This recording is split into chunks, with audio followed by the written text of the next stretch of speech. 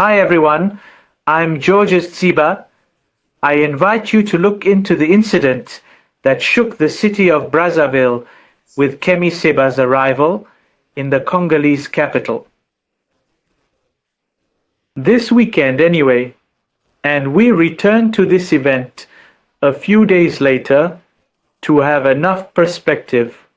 I invite you to have this perspective with me, and so it arrives at the Brazzaville Square. The Pan-Africanist Kemi Seba, and there we have a frenzy. In hindsight, I'm starting to wonder, but why? But why this commotion around this arrival? What does it question, in any case, about politics? President Sassou, isn't this an opportunity for us to revisit what drives us today? After the elections were announced for 2026, what does this arrival bring? What does this arrival reignite? What does this arrival question? The power. And shaken by this presence, let's try to see what it hides. So, initially, I proposed to you in any case to review the circumstances of this matter a bit, Oh? It is a question from an invitation by an opponent, normally identified. And every Congolese politician has the right to express themselves on a subject. And so he invites a specialist, an expert on this question of Pan-Africanism. And therefore, it is not clandestine since Kemi Seba arrives at the Brazzaville Pier. The checks are done. They are entering Congo, let's say, in a completely regular manner. But what the devil? What does that represent for there to have been so much commotion, for there to be an entire military armada like that, arriving promptly, surreptitiously, and seizing the equipment and all that, and ask the opponent, in any case, Mr. Dave, to follow him. You sell. So there we really see on this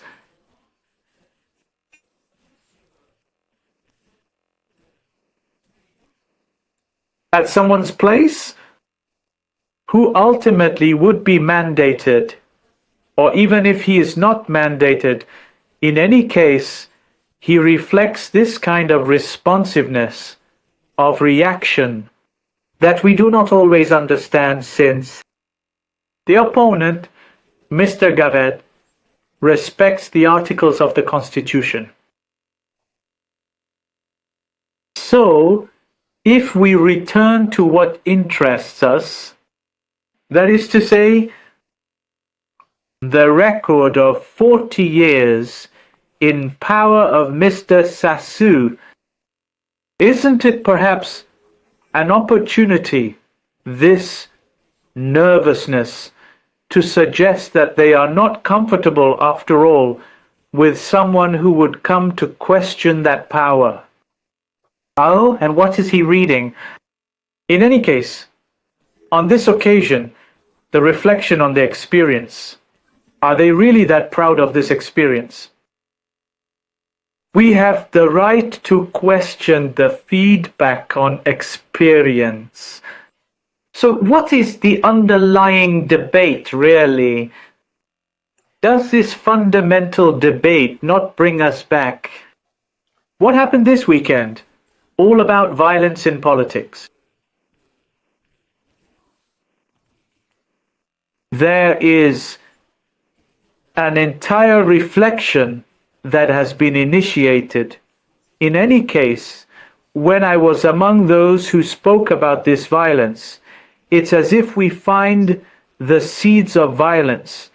It's like I have a toy, like a child. I'm floundering because it's personal pleasure. It's not adult behavior, this behavior. So I'm floundering. And then finally, as I flounder, I stumble upon a territory that I am beginning to claim as if this territory ultimately became, let's say, we'll move from the child's wading pool to the swamp, where everything grows in all directions, in disorder, where there is no real logic, where there is no real societal project. And so it's as if it reveals a form of incompetence that one would want to hide from the whole world. And the whole world, it's someone who currently has a voice across all of Africa, since he comes to question the foundations of an influence, let's say. So the word imperialist, but we should go back to the etymology of the word imperialist. What does imperialist mean? It's not an empire, you know. And so has Sassou turned himself into an emperor, as they say, you know, since some even argue by referring to him as helmsman, supreme leader, or, well, is he a statesman? Is he a statesman? Does a statesman react this way? Because still, he has secret services that must filter information. He doesn't have to act so spontaneously as the Republic is organized. There's an entire technostructure, let's say. There are state services that handle territorial integrity. But what Kemi Seba questions is territorial integrity. Is it experienced like that? Every time someone tries to engage in deep reflection, must they be accused of threatening territorial integrity? So that's really, I'm at the point of wondering, yes, is governance possible? Can Congo be governed in this way, huh? Is it a way of governing to always be on alert? As soon as someone tries to speak up from their point of view, to make a prospective analysis, suddenly we feel in danger. Isn't the violence, as we have said, the tree that hides? Incompetence. There's a question that really for me is addressed to Rod. I invite you to reflect on this behavior, this way of being, you know, while they say that this power, we're talking about peace, right? And so here we realize that this notion of peace has no serious foundation, because there is no peace without serenity. There is no peace without basic security, you know? And so there you have it. A first opening, a first reflection that comes to my mind, you know? Can we talk about peace? When there is no serenity. In the announcement proposed to the population, doesn't this agitation actually impact the tranquility of the population, since we are talking about democracy? What is democracy, by the way? Since it's a delegative democracy, that is to say, we vote for someone to represent us and to come and meet the fundamental needs. I insisted on these fundamental needs, and this is what I call meta needs, meaning what are the needs that allow a population to say, well, there you go, we have what we need, we have water, we have electricity, etc. But when we see that all this does not exist, there is a fundamental insecurity that will fall upon the population. and all the multiple anxieties we observe there. So this first approach. Second approach takes the limits that proposes President Sassou. What are the borders? The borders that he organizes by saying, if someone comes, he is persona non grata, meaning he does not have the right to, but in the name of what? What are the boundaries? What are the borders? Who is organizing this envelope in which we live? What is the origin of the sharing and what is being shared? Mr. President, or then the PCT. Since all those who have stirred, they stir in the name of the PCT, doesn't that reinforce the idea that there is a kind of hegemony like that, as if a party were made to lead the country? Well, it is not the party that leads the country. It is the President of the Republic who would have received the mandate. And so, as a result, did he really receive this mandate? Was this person truly elected? Huh? Well, we all know the answer, right? We know it's someone who came to power, let's say, but by breaking in. But what does by breaking in mean? It means that at some point he imposed himself. He put rules in place. And to show that these rules are custom made, and therefore some speak of democrature, but can we associate the two? Can we say it's a democracy, but there's still a dictatorship? Do the two go together? Even if we have obviously pontificated on the notion of democrature, but is it valid? Is a term like that valid? Can a country worthy of the name boast of being a democrature? That is to say, a semblance, what we call, excuse me for the term, a palimpsest. That is to say, you copy the model to make matadana, to pretend. But why are you pretending? Who is it to please? To whom do we have to report this theatrics, this theater we're playing out there? Is it a play? A point of violence? But it's just theater. We're taken out in real life every day. People are hungry. They don't need us to really come. Well, she is the lie. The place of the lie. Because I am told, Bika politics and Gina, Tika your politics. They say, only those who agree to believe that when they know it is not true. When are we going out? From the staging, who honors no one. A statesman, in my view, is an adult who has reached what we call completeness. A statesman who is there to propose good governance, as Maître Philippe Youlou would say, with whom I debated this weekend. A statesman. And he proposes good governance, that is to say, structured with recognized references, tested by everyone. Otherwise, we enter into illegitimate violence.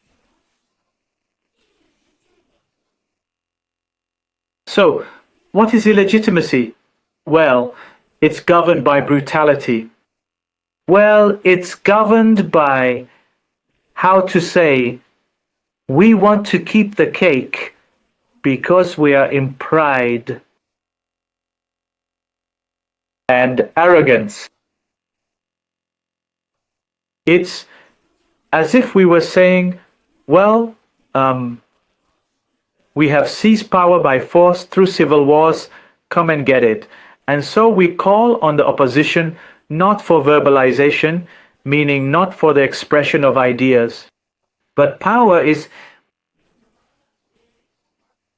at gunpoint. When will we understand that we need to get out from this way of perceiving things? So the fundamental debate that this excitement around Seba raises is indeed the debate on violence in politics. How are we going to stop this vicious circle, of since we seek revenge, meaning we create the seeds of a future. And where am I to myself? When we lived in 59, just after 58, proclamation of the Republic on September 28th. Why did we get into that cycle?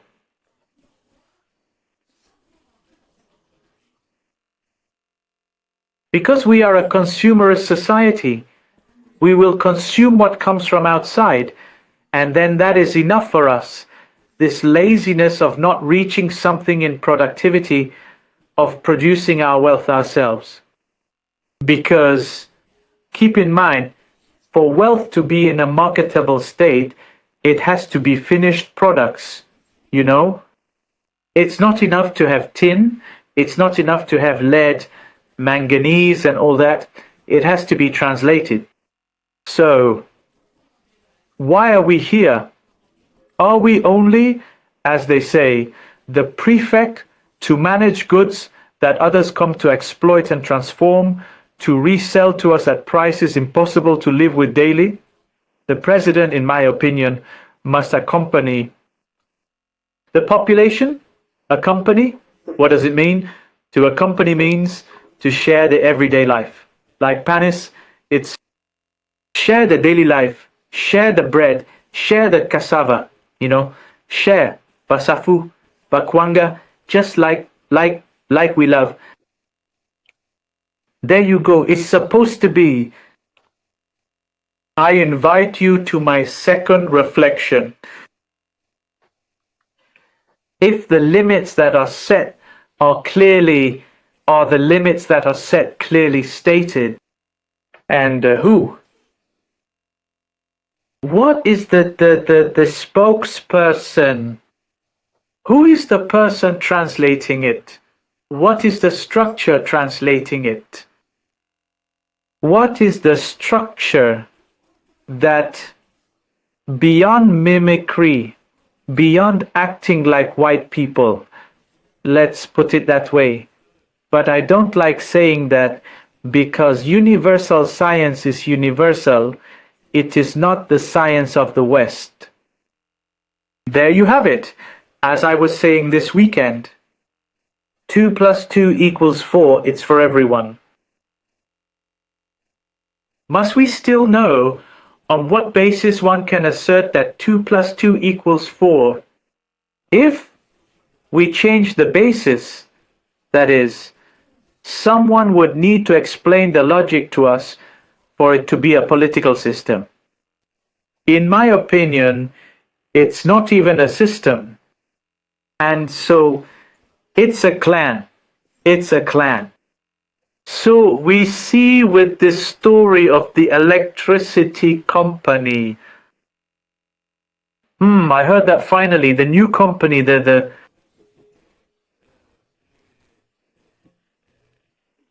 investors are not investors.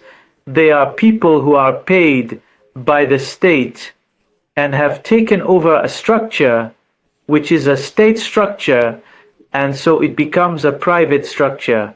But it's not a private structure since it doesn't adhere to any rules of investment.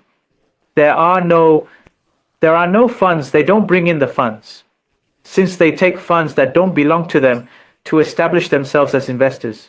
You see? So we do not see, in any case, I do not see what are the criteria. and of good governance. No one has stated them, but on the other hand, they rely on words that are void, empty. It's empty. It doesn't. What is said is not what is done. That was my second point, And so finally, feedback. Sassoon Gesso? In any case, the Sassoon Gesso. Regarde, non. 7. Is the family qualified to seize the reins of power? My answer is that so will not be a statesman. He needs to hand over the reins. He must have the courage to recognize that it doesn't work. It's not enough to pass by a hospital where he says 50% of the foreseeable costs were spent to say 30% is missing and nature has taken over. Nature should not take over again. Does he, is he living in a bubble not to realize that it's happening like that in the 12 departments? Must he intervene personally and stop delegating to go and see that nature has taken over? This means that technically the engineering is not up to standard. There you go. Hello. My third thought, if we go back, in any case, to the debate and the presentation that Kemi Seba came to tell us, he was talking about the CFA franc. So, I will not delve into the stability of this currency, which is said to be too strong for the economy to take off. The question is, why the CFA creates a problem at that point? And why is it not just a matter of exchange rate? The observation that can be made is that he's going on talking about switching to the echo. The code being just an extension because the code of the CFA. And so beyond the issue of the exchange rate, we realize that there are too many bills in circulation. And who possesses those bills? When we know there are burglaries, we hear that a certain person has had so many millions stolen, but what on earth are the millions doing in the houses? But shouldn't all this money be at the central bank? And so how do you control the massive bills?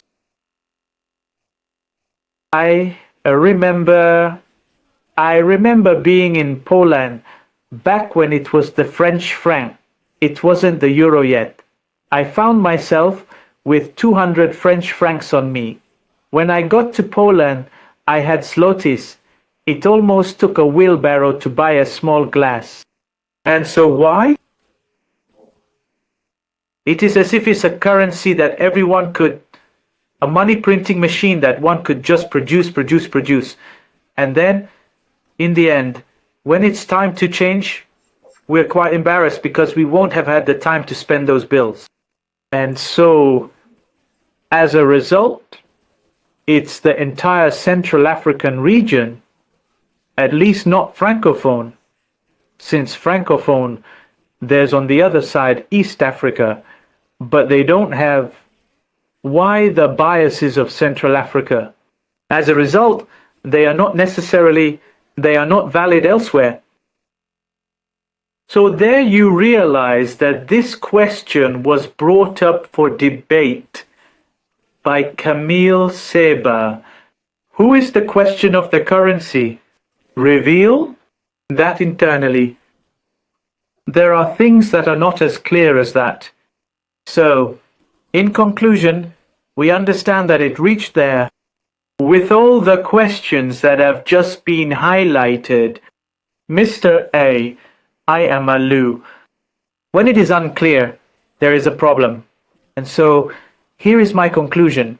I would like to say that good governance asks that every time someone comes to express themselves to me, every time someone comes to debate, there's not as much excitement.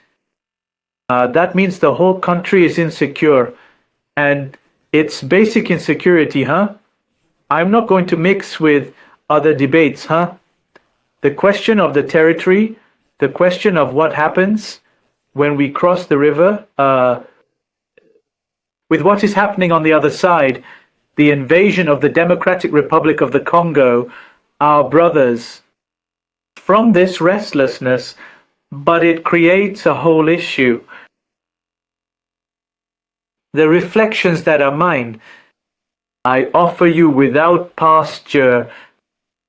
So, don't hesitate. What about you? To encourage us to continue all these reflections. You know, I am a citizen, perhaps an analyst, but I'm wondering a bit about all this. And we are still on the question of the assessment.